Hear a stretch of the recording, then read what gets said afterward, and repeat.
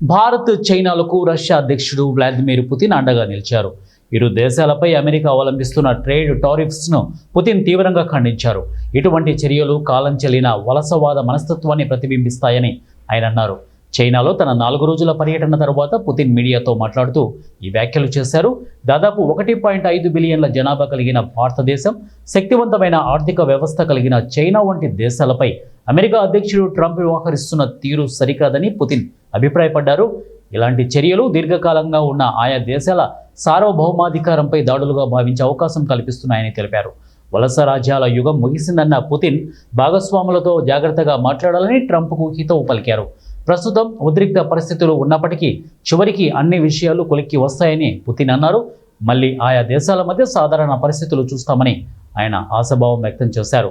Ukraine యుద్ధాన్ని కేవలం ఒక సాకుగా చూపి టారిఫ్లతో ట్రంప్ రెచ్చిపోతున్నారని అన్నారు. దీనికి ఉదాహరణగా ఉక్రెయిన్ యుద్ధానికి ప్రత్యక్ష సంబంధం లేని బ్రెజిల్ దేశంపై అమెరికా అదనపు సుంకాలను విధించడాన్ని పుతిన్ ఎత్తి చూపారు.